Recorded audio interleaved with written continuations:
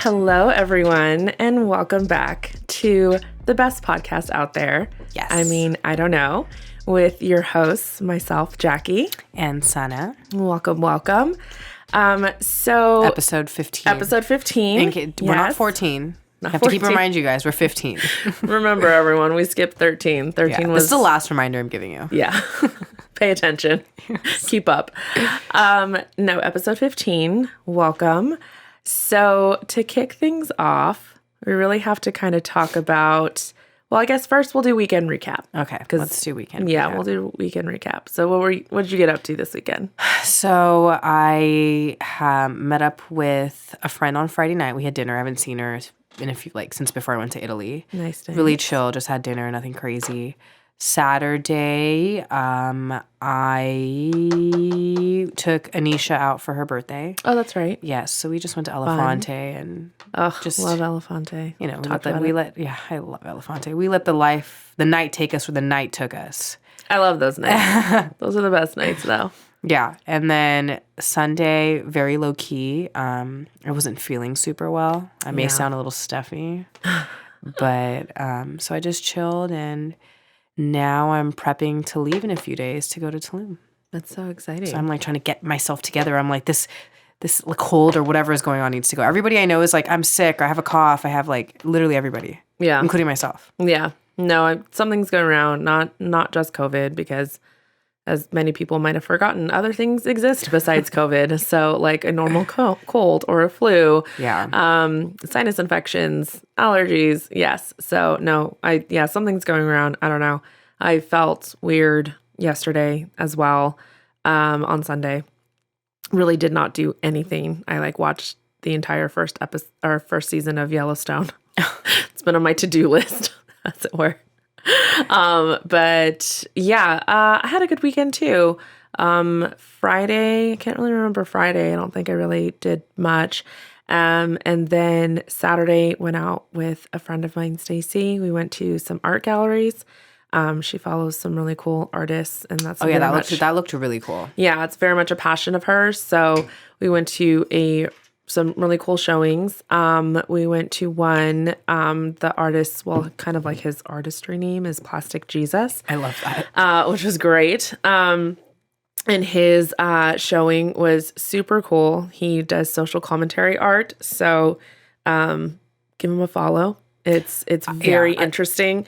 His art. It was called Guilty Pleasures. What was the? Yeah, Guilty Pleasures. Which was. I actually really liked the theme of it. Yeah, the theme was Guilty Pleasures, and it was just really cool. All of his installations, his big thing, well, not big thing, but one of the, I guess, there were multiple pieces. He has the saying, "Stop making stupid people famous." It's so true, though. Which I love. That really resonates with me. There are so many people I see online that I'm like, what are you famous? Why are you famous? Yes. And we're the problem. But that's a topic for another day. Yes, that was exactly it. If anyone knows how much that credo resonates with me, talk to me about the Kardashians. You will have a fight on your hand. Me and Jackie have had a debate about this. Oh, we've had major debates about this. I, for one, do not support them. I don't support them, but I respect them as business people. Anyway, that's a whole nother topic. But, so he was there. He was really approachable, super cool guy. And I asked, where did that kind of come from? Obviously I agree with it. And he spoke about that it was basically from an article I think he wrote for the Huffington Post. And he basically was telling us as society, consumers, because that's what we are consumers. I think we forget that we make stupid people famous. We do. That it's us. It's our responsibility that we truly curate the society that we want. And we curate celebrities. I mean, if you really think about it, celebrities would not be celebrities if we did not care. Yeah. So, and we actually have the power to make anybody a celebrity, which is really interesting. So he had a wall of canvases with this print on it, this stenciled print. And so I bought my first piece of original art, which was super cool. So you. Very me, yes. And it was also something that I just really loved. And it was really cool to just talk to him and to have an original piece of art for really not that much by a pretty cool artist. I was totally on board. So it was really cool. And then, yeah, Sunday did nothing. Sundays have been those lately. Yes, I've really just been embracing the lazy Sunday. Yeah. Heavy emphasis on the lazy. When it's fall and winter time, like that's like hibernation day. Yeah, it really is. I mean, even the whole weekend's like, it's really hard to go out now. It feels like I went to dinner at 5 p.m. and it's already dark at 5. Oh, yeah. And I was like, dude, like, how is it not 9 already? I feel like we've been out for so long. Yeah, I've seen this meme that's like, I love the view on my lunch break. The sunset's beautiful. Yeah. That's how it feels. Literally, at 3 or 4 o'clock, the sun is like already setting. I feel like I should be going to sleep. Like everything, that 1 hour just ruins everything for me. Yeah. And I don't like it. Yeah. No, it's rough. But yeah, so low-key weekend, really, which was nice. Yeah. I feel like I can have like one fun day. I did get home pretty late on Saturday, but it's like one's enough. One's enough, I know. At this point with the seasons, yeah, one's enough. For today's episode, I found an interesting article that I sent to Sana, and it was called "The Rise of the Lonely Single Man." Right? What's behind the rise of lonely single men? Because there's the most lonely single men that there's ever been. Yeah, so there's ever been. And it was in Psychology Today, and I found it, I mean, the title just immediately, like, the headline grabbed me, and I was like, oh, what's this? And basically they were saying that dating opportunities for heterosexual men are diminishing as relationship standards rise. And I think this is what plays into kind of what we're talking about is women are kind of raising the bar. We're expecting more, and it's no longer... We're also doing more, right? Yes. We're professionals. We're hardworking. We're not like the damsel in distress anymore. Right. Girls are out here kicking ass. Right. So we want someone to now match that, you know? I mean, there's so many successful women that like are killing it. Yeah. So I think women being more career-oriented is shifting that game, changing the game and making the bar higher. Absolutely. They're not willing. I think everybody, like for women, they're able to self-sustain themselves. They're self-sustaining. Women, they're self-sustaining. So why would they don't need a man to take care of them. That's exactly it. We no longer live in a society that women they can only go so far without a man. Yeah, we're now... So these women can have a kid without a man too, and still be able to afford their lifestyle and everything. Right. You have to... I think that's why it's so tricky, and guys are not... That's the thing is, women are raising the bar, but men are not. Like, men are not coming up to match that. Yes. And... Well, that's exactly what this article was saying, which is so interesting, is because in the past, it was fine, it was acceptable enough for a man the bar to be raised in the traditional senses of, does he provide? Does he have a job? He makes the money.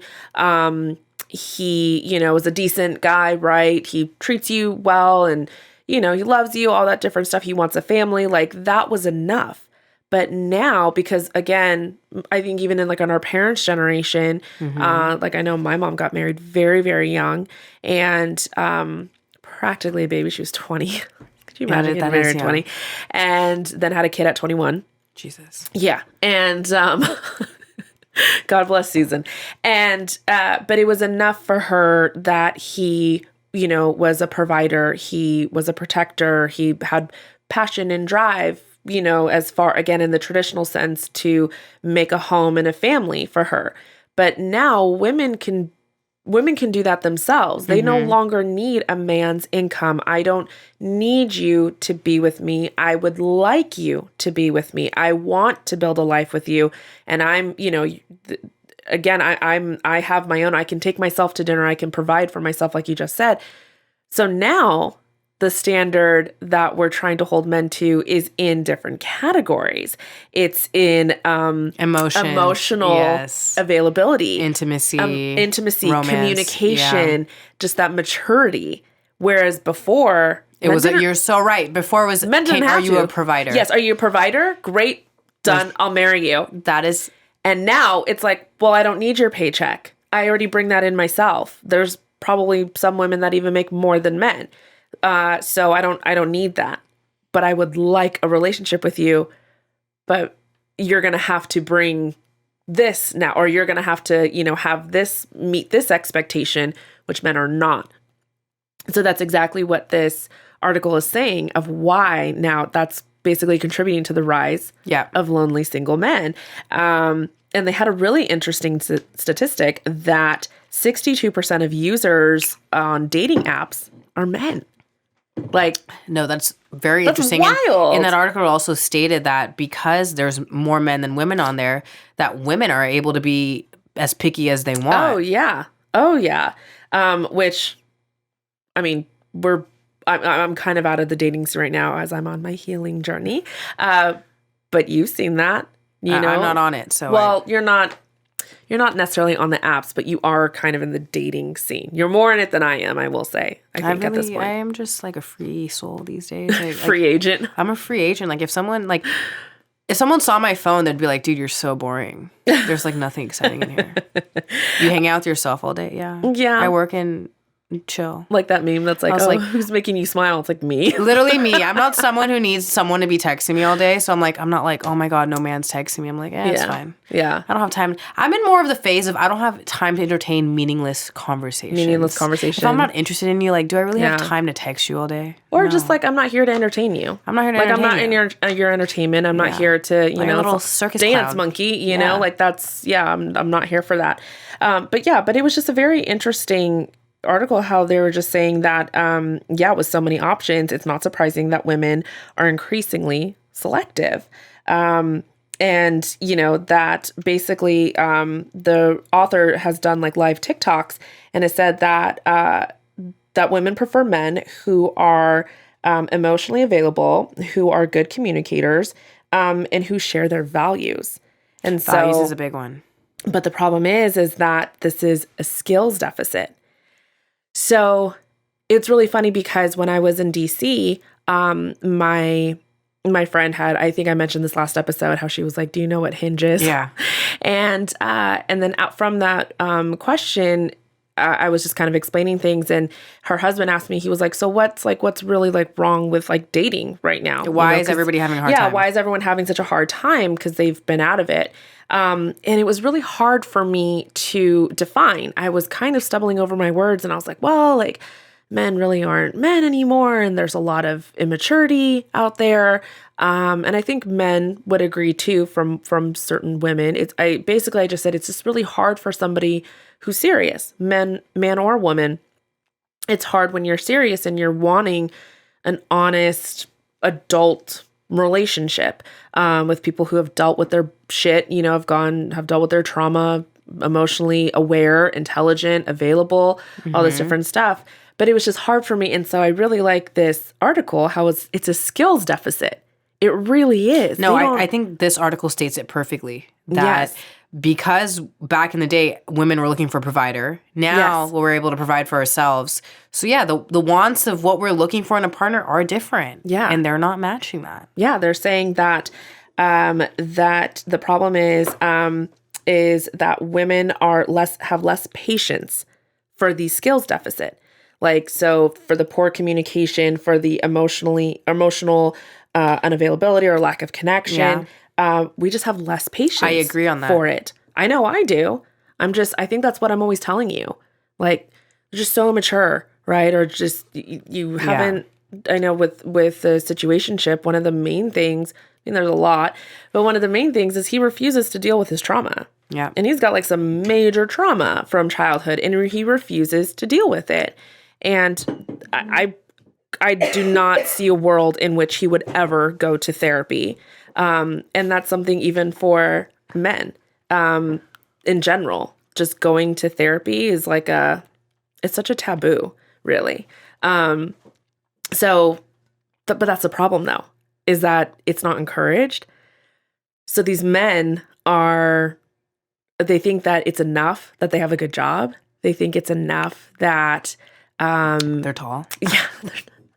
That they're tall or that they're good looking. They think that's enough. They think it's enough that, you know, they have a good job or whatever. And it's not.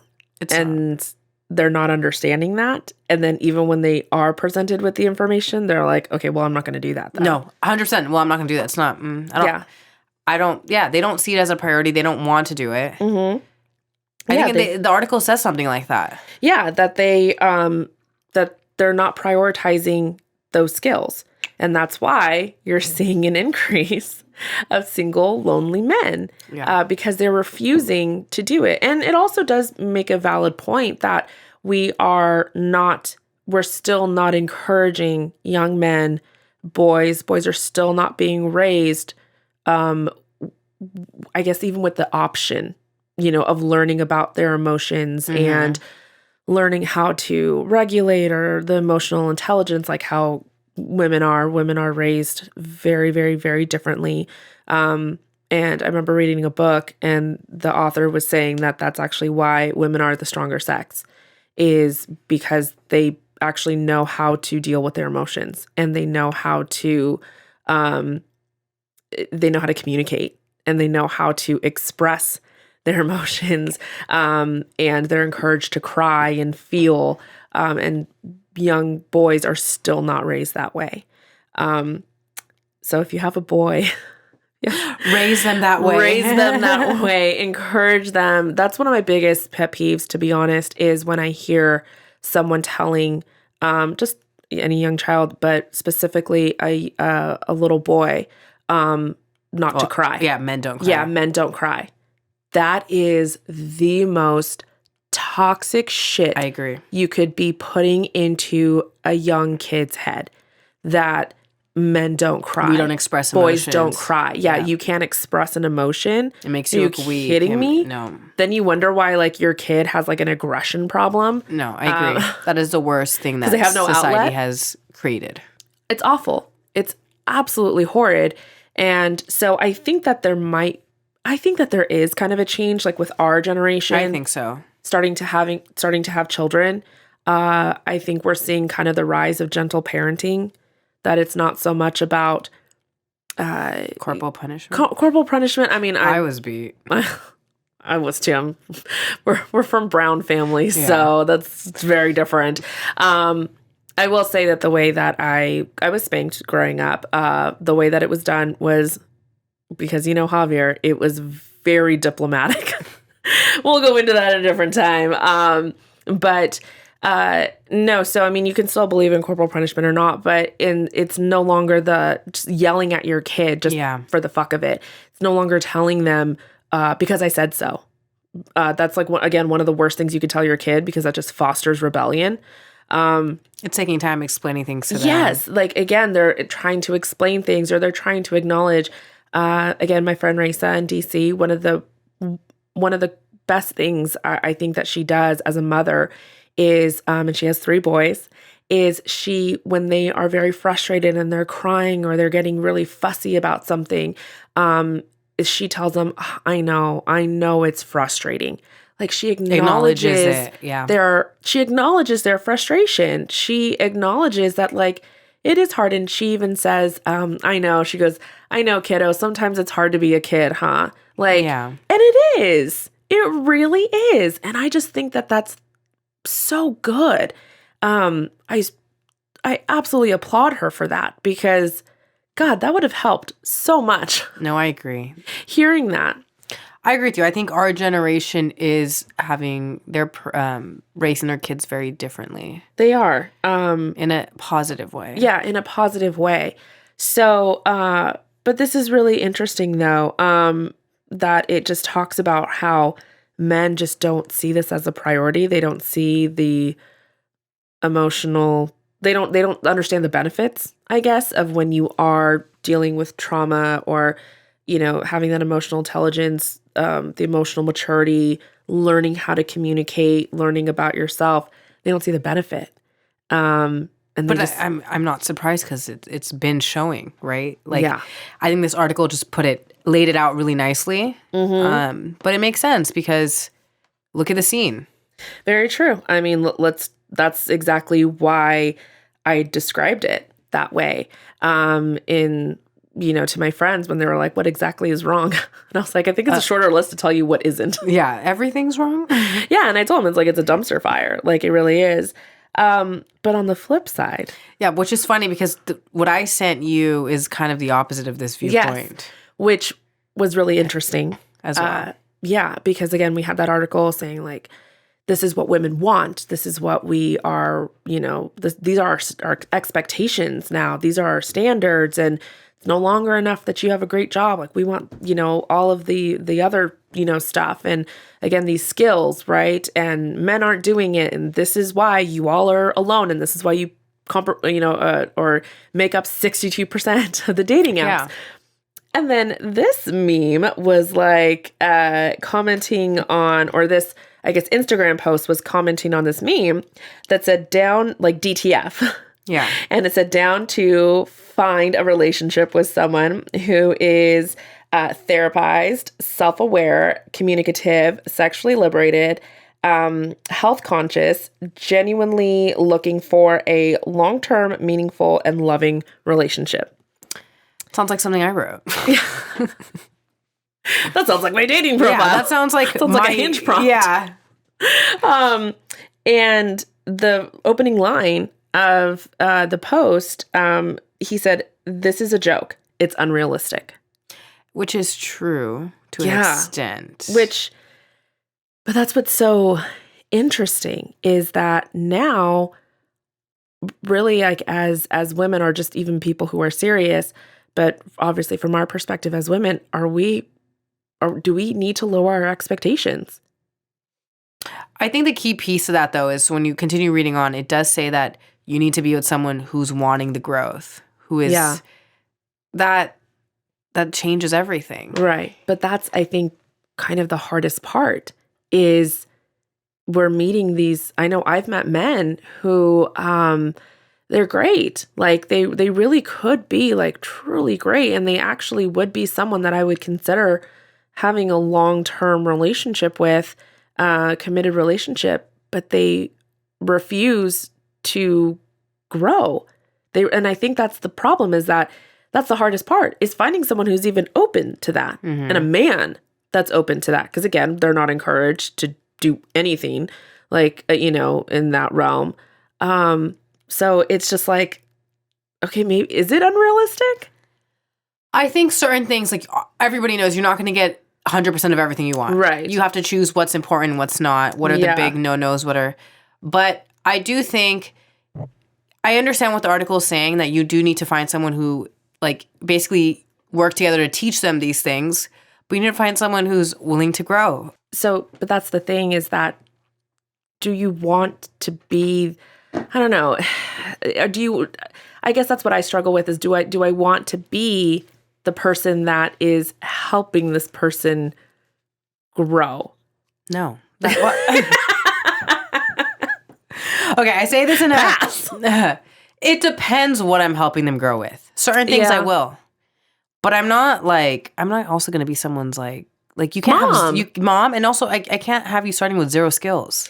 That's like some of that stuff needs to be in you. Yes, and I think that's where I struggle, and I think that's where it can get kind of dangerous. Especially if you're a girl who finds themselves attracted to projects, or, because we also thrive on, and I know we've talked about this, we thrive on the, I'm helping him, and he trusts me, and, he's asking me for all this, and I'm, helping him be a better person. Because we do, I think everyone enjoys being wanted and feeling like they have a purpose. So I think that's kind of, I guess, like my question, and maybe that's a better question for a therapist, is like, then how do you navigate that? How do you have, I guess that's a real question. How do you have lower expectations, but not lower standards? Because I think those are two very different things. I agree. Because I do think that when I hear what some females talk, or women talk about, like, I think sometimes the expectations are like through the roof. Yes. I think they're very like, just, what the hell are you talking about? Through the roof. And I understand having certain standards. Yeah. To me, it just depends what it is. Like, you can't have these. I think the problem is, like, a lot of people have these crazy expectations. They want them off the bat, and not wanting things to just progress and grow naturally. Right. And I think that comes back to what you said about us not having patience. Yeah. Yeah, we don't have the patience for it. Yeah. But and I guess that's the whole point of this Instagram post, is because I always have this, not always, but I kind of have this idea in my head of like, why should I have the patience for that? And I think that's what this Instagram post is maybe trying to say, is like, I'm not saying you should, but you're going to have to in this realm, in this dating scene now as it is, and in this generation. Like, I think you're going to have that patience. I think you're going to have to. I think he even says that not everyone is a relational savant.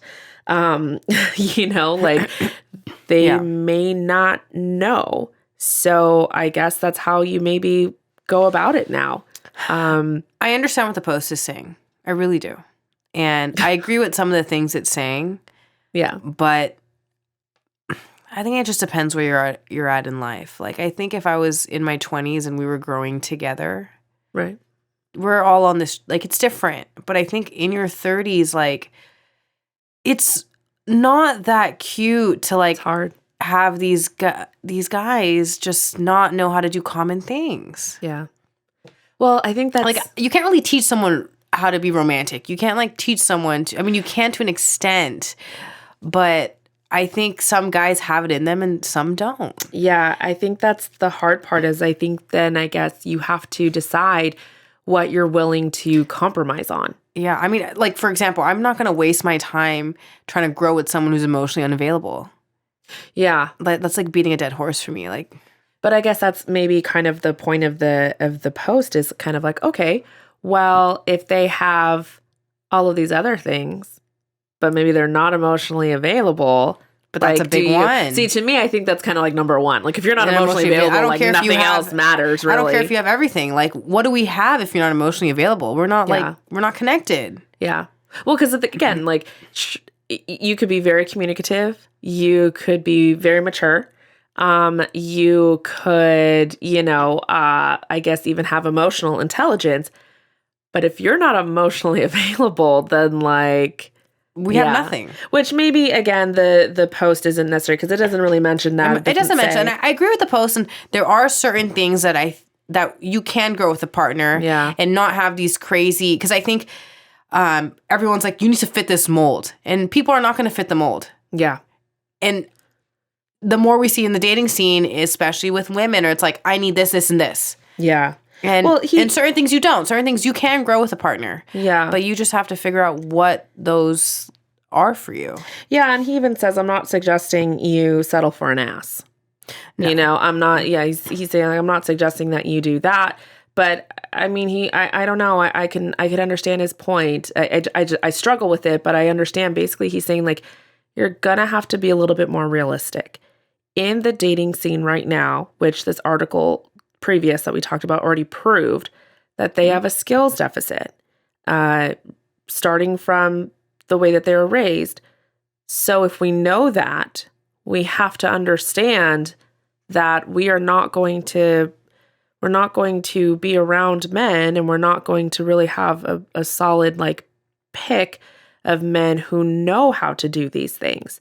So, I mean, it makes sense. Just like, I feel like dating right now is literally the Hunger Games. This is just like another level. Like, they've released, like, the poisonous bees when you're trying to fight for your fucking life.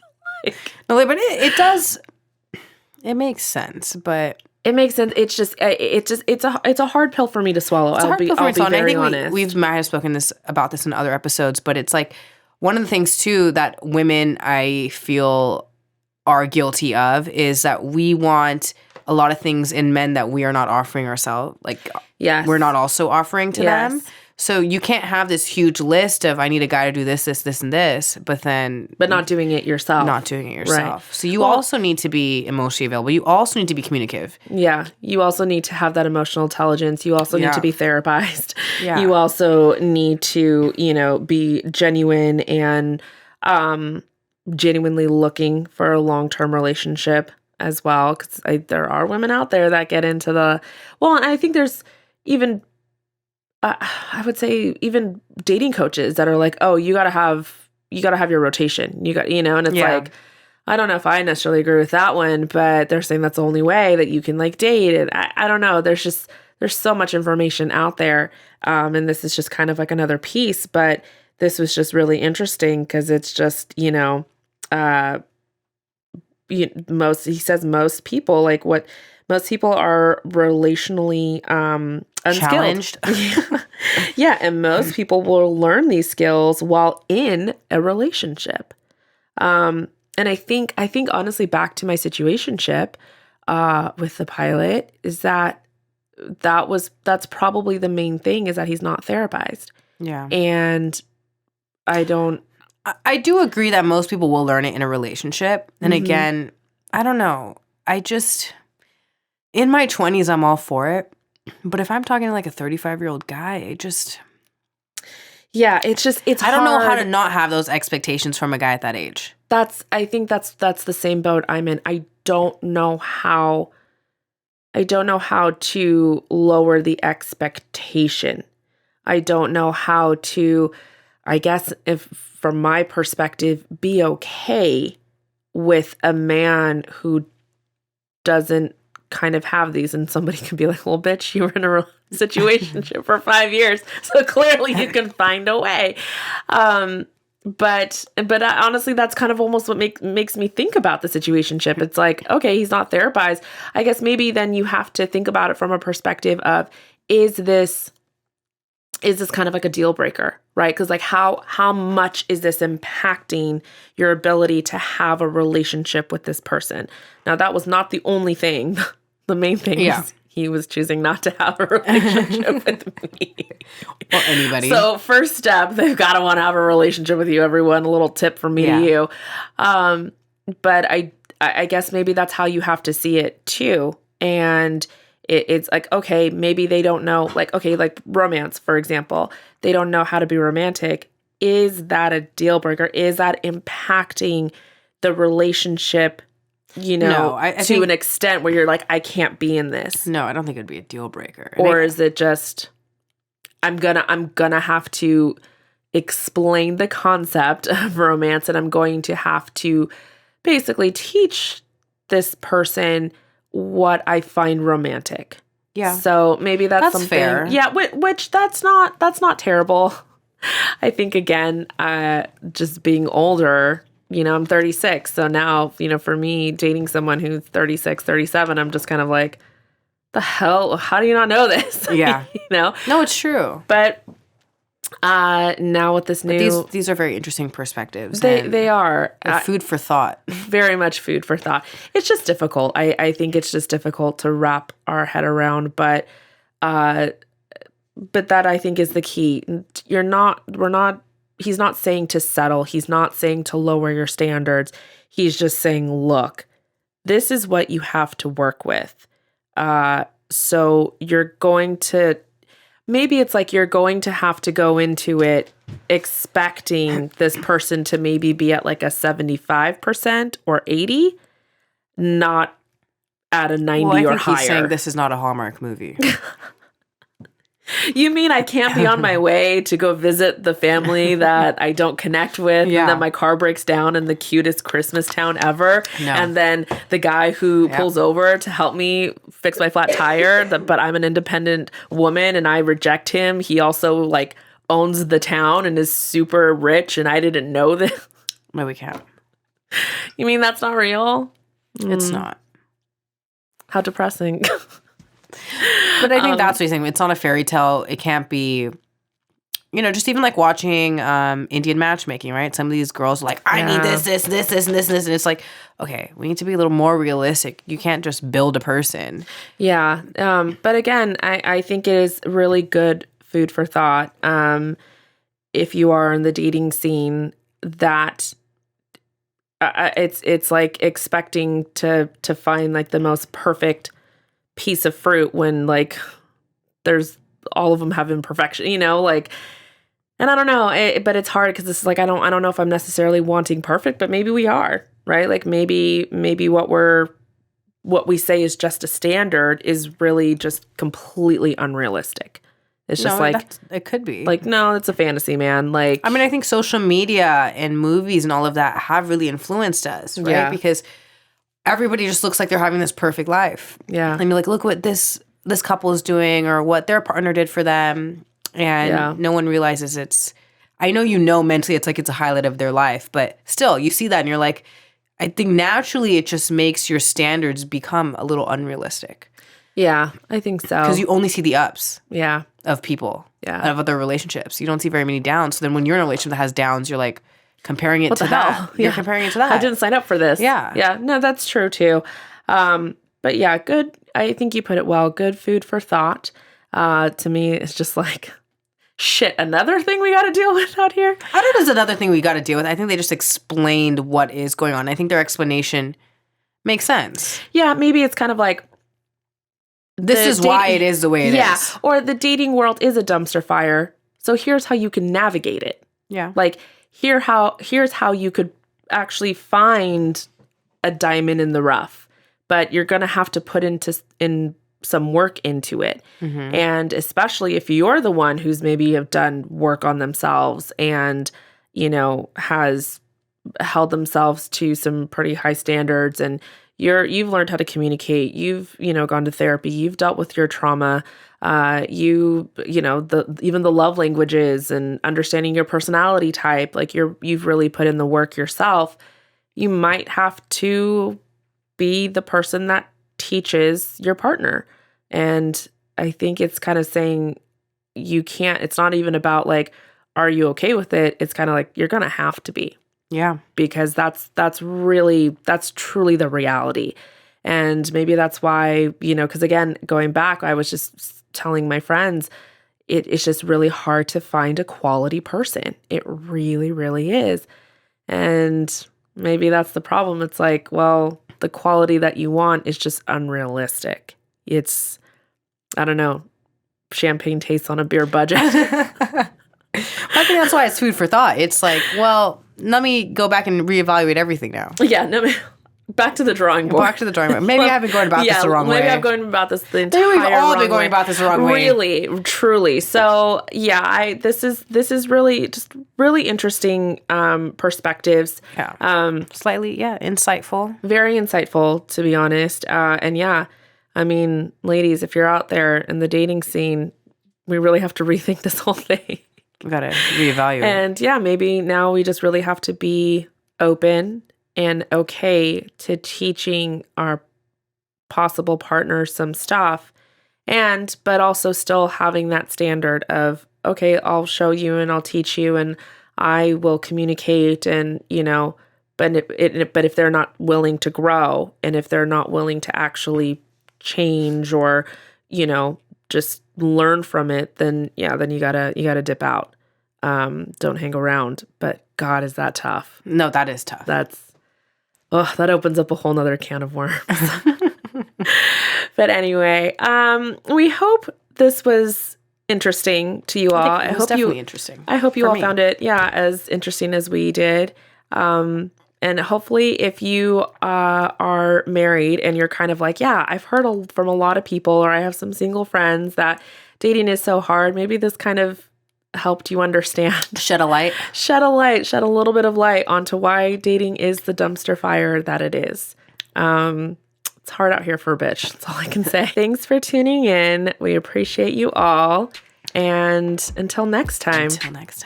Bye. Bye. Bye.